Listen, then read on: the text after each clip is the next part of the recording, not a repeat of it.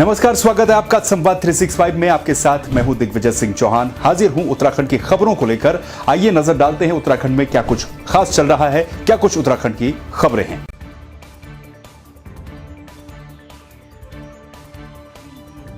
मुख्यमंत्री तीरथ सिंह रावत ने video conferencing के माध्यम से लोक निर्माण विभाग की समीक्षा बैठक करते हुए अधिकारियों को निर्देश दिए कि सड़कों के निर्माण और पुनर्निर्माण से संबंधित कार्य निर्धारित समयावधि के अंदर पूरे कर लिए जाएं। निर्माण कार्यों में गुणवत्ता का विशेष ध्यान रखा जाए। गुणवत्ता में किसी भी प्रकार की गड़बड़ी पाई जाने पर संबंधित के खिलाफ कार्रवाई की जाए। बैठक में वीडियो कॉन्फ्रेंसिंग के माध्यम से प्रमुख सचिव लोक निर्माण विभाग R.K. सुधांशु, सचिव अमित नेगी और संबंधित विभागों के अध्यक्ष मौजूद रहे।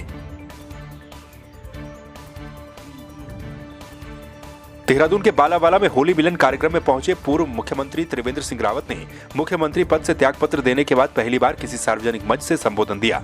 कार्यक्रम में त्रिवेंद्र सिंह रावत ने खुलकर मुख्यमंत्री रहते हुए लागू की गई अपनी योजनाओं पर बात की।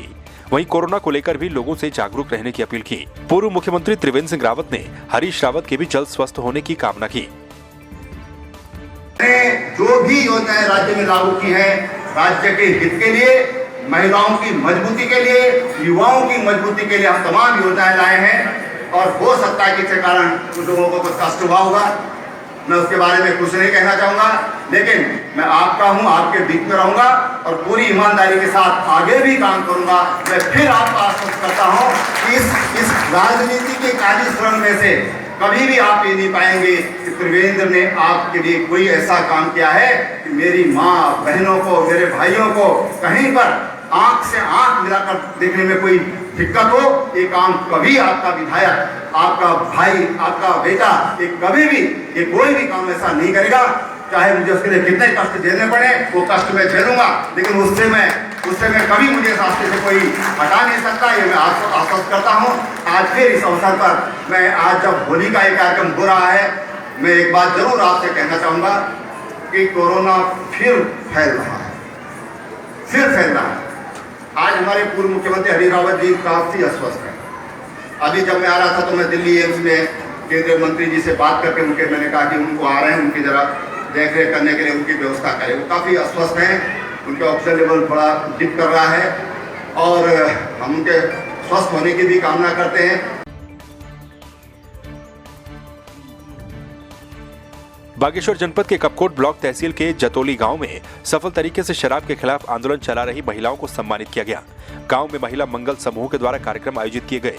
3 साल से गांव में मादक पदार्थों नशा विरोधी अभियान के चलते सफल शराबबंदी करने वाली 55 महिलाओं को जनप्रतिनिधियों ने शॉल उड़ाकर सम्मानित किया। सोचा कि सब पाबंदी लगाने की कोशिश पूरी की हमने। फिर उसके बाद सब हमारे महिला और सब पुरुष मिलके काम किया, तब फिर उसके बाद कोई हमारे सब लोग जागरूक रहे, तब उसके बाद सब ने हमारा साथ दिया। उसके बाद हमने पूरा साफ सफाई अभियान भी किया और दारू, कैरम, ताश जो भी है सब कुछ उसको बंद किया। कि हमारे यहाँ 5 क्लासों पर यहाँ कोई स्कूल नहीं है और बकायदा हमारे यहाँ कोई सरकारी टीचर की भी व्यवस्था नहीं है और हमारे यहाँ ना टावर, ना लाइट, ना रोड, पिछड़ा इलाका है, कोई भी नहीं आता है। जब कोई आते हैं तभी हमारे यहाँ सभी आते हैं, कोई पद के अधिकारी कोई नहीं आते हैं, अधिकारी लोग नहीं आते हैं। जब वोट मांगना होता है, जब कोई ऐसे काम पर आ जाते हैं, लेकिन हमारे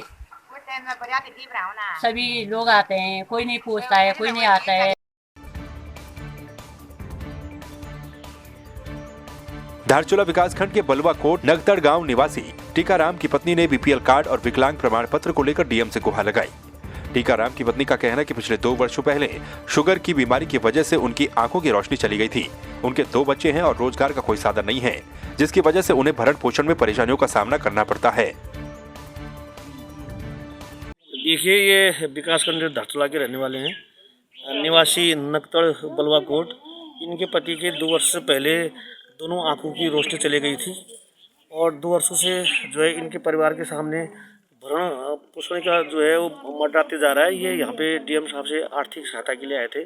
इनके पास बीपीएल कार्ड भी नहीं है। ये चाहते कि जो है बीपीएल कार्ड बन जाए और विकलांग प्रमाण पत्र बन जाए, इसलिए जिलाधिकारी महोदय से मुलाकात की।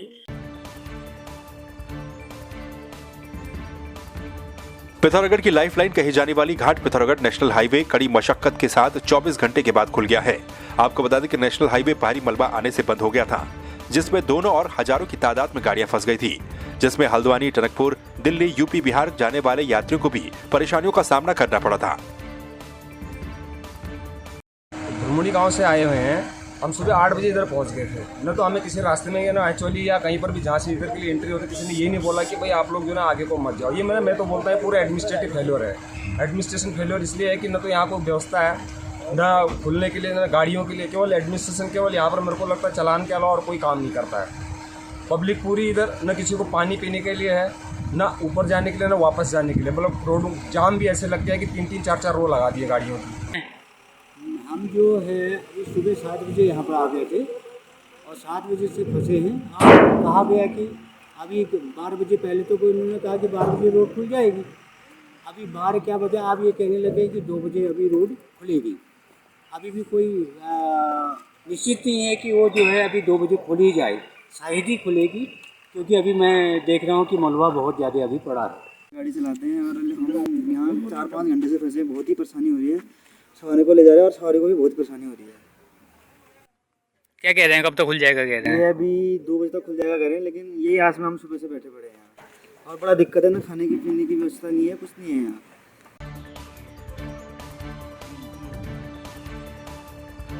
टिहरी में युवा कल्याण और प्रांतीय रक्षक दल विभाग के तत्वाधान में जिला स्तरीय खेल महाकुंभ का आयोजन बादशाही हॉल में किया गया। खेल महाकुंभ का शुभारंभ करते हुए स्थानीय विधायक धन सिंह नेगी ने कहा कि खेल महाकुंभ के आयोजन की श्रृंखला के तहत आयोजन न्याय पंचायत स्तर से प्रारंभ होना था, लेकिन कोरोना के चलते खेल महाकुंभ का आयोजन केवल जिला स्तर और राज्य स्तर पर किया जा रहा है। वहीं समापन के मौके पर जिलाधिकारी इवा आशीष श्रीवास्तव ने प्रतिभागियों को मेडल और प्रोत्साहन राशि भेंट कर सम्मानित किया। 2020 में कोविड के कारण ये इससे पूर्व संचालित नहीं हो पाई। इसमें हम 100 मीटर की दौड़, 400 मीटर की दौड़, 800 मीटर की दौड़, 1500 मीटर की दौड़ आयोजित कर रहे हैं। इसमें अंडर 19 बालक बालिकाओं को इनवाइट किया गया है पूरे जनपद से। इसमें हमारे पास 450 हमारा प्रतिभागी यहाँ पर आए हैं। आज इसका समापन होगा और ये जो प्रथम स्थान प्राप्त करेंगे बॉयज़ एंड गर्ल्स में, ये स्टेट लेवल पर हमारी प्रदेश स्तरीय खेल महाकुंभ 25-26 में देहरादून में आयोजित हो रहा है। ये हमारे जो विजेता प्रतिभागी हैं ये देहरादून में राज्य स्तरीय प्रतियोगिता में प्रतिभाग करेंगे।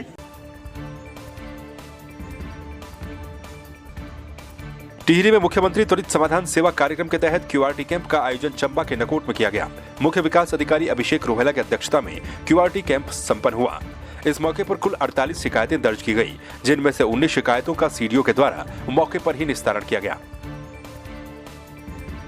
इसके अंतर्गत अभी तक हमें 34 शिकायतें प्राप्त हुई हैं और लगातार जो लोग हैं जिनकी भी अपनी समस्याएं वो लेकर आ रहे हैं। इसके साथ ही साथ विभिन्न विभागों ने यहाँ पर स्टॉल्स के माध्यम से जो उनकी सामग्री का विक्रय है उसके लिए भी, जैसे पशुपालन, कृषि विभाग, उद्यान विभाग, NRLM, इनके स्टॉल्स भी हैं। तो जो भी लोगों को अपनी आवश्यकता अनुसार यहाँ से सामग्री क्रय करनी है उसकी सुविधा भी दी जा रही है। साथ ही साथ विभागीय जानकारियाँ भी यहाँ मंच से बीच बीच में अधिकारियों द्वारा दी जा रही है। चंबा नगर व्यापार मंडल के नए अध्यक्ष विशन भंडारी बने हैं। व्यापार मंडल चंबा अध्यक्ष पद पर चुनाव में 393 वोटों की पोलिंग हुई थी, जिसमें से प्रत्याशी के रूप में अजय रावत को 176 वोट पड़े। वहीं दूसरे प्रत्याशी विशन भंडारी को 195 वोट पड़े। वहीं व्यापार मंडल चंबा के महामंत्री पद पर जोत सिंह रावत और कोषाध्यक्ष पद पर रुकम सिंह नेगी को निर्विरोध चुना गया। लेकिन कई बार हमको सफलता नहीं मिली है और मैं तहे दिल से हार्दिक बधाई देता हूँ अपने चंबा वासियों को, जिन्होंने मुझे बहुत कम समय में रहते हुए बहुत अच्छी सफलता की ओर दिया। मैं आज उनको विनती करता हूँ। मैं विश्वास दिलाता हूँ आप लोगों को कि पूर्व अध्यक्ष जी के और हमारी जितनी भी टीम यहाँ पे प्रांतीय रक्षक दल की है, जो व्यापार के हित में जितना भी काम होगा, जितने भी शासन प्रशासन से जितना भी लोगों को सहयोग मिलेगा हमसे, हम उनको पाँव छू के उनसे काम लाएंगे और चंबा को एक अच्छी दिशा की ओर ले जाएंगे। हमारे यहाँ पर 599 हमारे सदस्य हैं व्यापार मंडल के, और जिसमें से 393 यहाँ पर मत पड़े हैं और 22 मत अवैध पड़े हैं, जिसमें 176 जो वोट हैं वो अजय रावत जी को मिले हैं और बिशन भंडारी जी को 195, जिसमें 19 मतों से बिशन भंडारी जी अध्यक्ष पद के लिए विजय घोषित हुए हैं।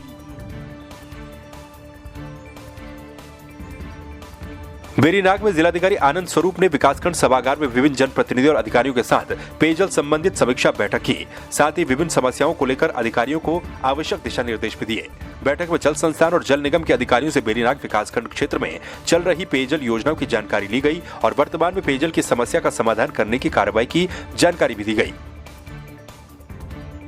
जो आज दिशा निर्देश उनको दिया गया है कि तत्काल जो विद्युत विभाग से जो वहाँ पे बिजली का काम होना है तो अगले 31 मार्च तक वो कंप्लीट हो जाएगा और मैं किसी भी हालत पर 3 अप्रैल को पानी चलाऊंगी। बेरीनाग की सम्मानित जनता को पेयजल से मुक्ति कराऊंगी, जो बहुत बड़ा संकट आया हुआ है। और चकोड़ी की जनता को भी पानी पिलाने का हमारा प्लान है और उसमें भी अभी थोड़ा सा टाइम लग जाएगा क्योंकि कोरोना महामारी की वजह से बहुत 7-8 महीने तो वैसे काम डिस्टर्ब रहा, कोई लेबर उनके पास नहीं थे तो उसकी वजह से थोड़ा सा लेट हो रहा है। लेकिन 1 मई को वहाँ भी पानी चलाएंगे, कुछ भी करें लेकिन चलाएंगे। बेरीनाग और चौकोड़ी क्षेत्र में थे, उसके बारे में कई बार मुझे बताया गया था। माननीय विधायक जी ने भी मुझे निर्देश दिया था कि आप कृपया एक बार जो है संयुक्त रूप से बैठक करके इस समस्या का समाधान कराएं। तो आज मैं सभी विभागीय अधिकारियों के साथ यहाँ उपस्थित हुआ और बहुत सी बातों पर हम लोगों ने चर्चा विस्तृत की है और समाधान ढूंढने की कोशिश की है और मुझे उम्मीद है कि आगामी 1-2 माह के अंदर जो है ये सारी समस्याएं सॉल्व हो जाएगी।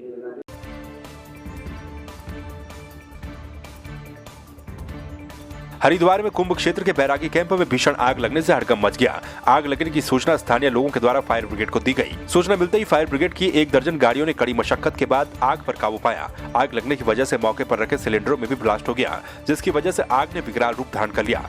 गनीमत ये रही कि इससे कोई बड़ी जनहानि नहीं हुई। बैरागी क्षेत्र में ये झोपड़ी में कुछ लोग निवासरत थे, वहाँ पे आग लगी है। आग के कारणों का भी पता नहीं चला है क्योंकि इस समय पिछले 3 दिन से काफ़ी तेज़ हवाएं चल रही हैं और कंट्रोल कर लिया गया है। एक काश्तकार है, उनके द्वारा सूचना दी गई थी। सूचना पे जो हमारी फायर ब्रिगेड की लगभग 1 दर्जन गाड़ियाँ जो है आग बुझा रही हैं और फिलहाल कंट्रोल है और अभी तक किसी उस तरह के भारी नुकसान की जो है सूचना नहीं है। 2 सिलेंडर जो है फटने की जो है सूचना प्राप्त हुई है। हमारी झोपड़ी भी थी, सब जल गया, हमारा कुछ नहीं बच पाया, हम निकाल ही नहीं पाए, एकदम आग लग गई। फायर ब्रिगेड वालों को सूचना दी, बहुत लेट से आए, बहुत लेट आए, उतनी देर में सारा जल गया। बहुत कम से कम 15-20 घर से ऊपर ही जल गए।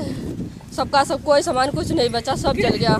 1 रुपये का कोई अपने बच्चे बस निकाल पाए और कुछ नहीं बच पाए भैया। 1 मिनट में आग जल गई, पूरा कुछ नहीं बचा। 3-7 बजे की सूचना है मिली थी कि यहाँ बैरागी झुग्गी झोपड़ी में आग लग गई है।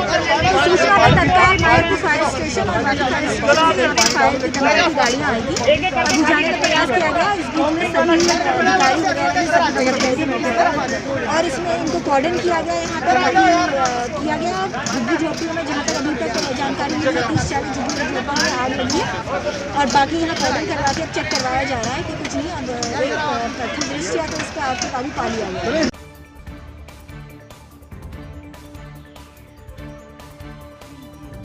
कोटद्वार में लगातार यातायात नियमों की धज्जियां उड़ता देख एआरटीओ और पुलिस ने संयुक्त रूप से वाहन चेकिंग अभियान चलाया। कोटद्वार के लाल बत्ती चौक पर चले इस अभियान में ज्यादातर दोपहिया वाहनों के चालान काटे गए। साथ ही दोपहिया वाहन चालकों को सख्त हिदायत भी दी गई। परिवहन विभाग द्वारा समय समय पर पुलिस प्रशासन, वन विभाग ऐसे अन्य विभागों के साथ जॉइंट चेकिंग अभियान चलाया जाता है ताकि जो इन्फोर्समेंट की कार्रवाई है वो अंतर विभागीय भी हो पाए। एक अंतर विभागीय जो सहयोग है वो बहुत ज़रूरी होता है परिवर्तन कार्रवाई में। तो ये इसी के चलते ये अभियान है और ये समय समय पर बार चलाया जाएगा। हमने लगातार ओवरलोडिंग पर कार्रवाई की है। अगर आप चाहे हमारे रिकॉर्ड चेक कर सकते हैं लगातार, क्योंकि देखिए एक मजबूरी भी है किसी परिवर्तन अधिकारी की। जैसे आप परिवहन विभाग में मुझे देखिए परिवर्तन अधिकारी, तो हमारे पास एक बहुत बड़ा क्षेत्र है। लक्ष्मण झूला से लेकर आपकी नैनी डांडा ऊपर रखनी खाल पार्टी सेंट से लेकर अलग हमारे पास क्षेत्र है। तो एक परिवर्तन अधिकारी के लिए संभव नहीं होता है कि वो महीने के 30 दिन एक ही स्थान कोटद्वार पर उपस्थित हो, क्योंकि हमें लगभग सभी क्षेत्र का भ्रमण करना होता है।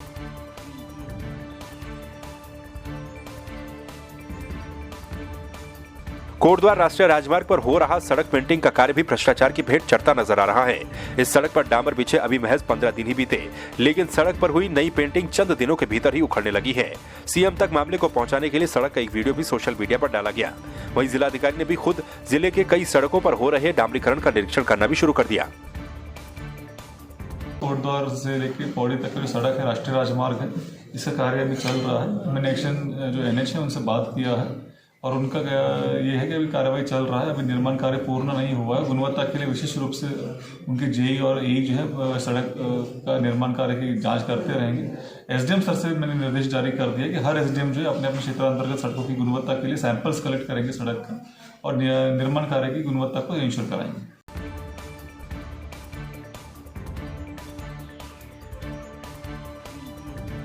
थराली थाने के अंतर्गत नारायणबगड़ विकासखंड में पिंडर नदी के किनारे एक शव मिलने से क्षेत्र में हड़कंप मच गया। स्थानीय लोगों ने इसकी सूचना पुलिस को दी। सूचना मिलते ही मौके पर पहुंची पुलिस ने शव को कब्जे में लेकर अग्रिम कार्रवाई के लिए भेज दिया।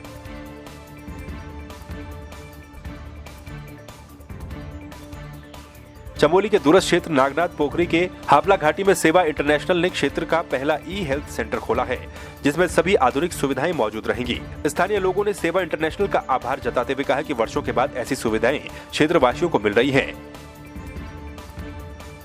ई-हेल्थ सेंटर हावला का उद्घाटन हुआ है और मैं ई-हेल्थ सेंटर की हेल्थ एसोसिएट इंचार्ज हूँ। यहाँ जो सबसे पहले डॉक्टर से ऑनलाइन परामर्श होता है, उसके बाद बीपी, SpO2, पल्स रेट और RBS और हीमोग्लोबिन का टेस्ट होता है। फिर नेबुलाइजेशन की सुविधा भी है।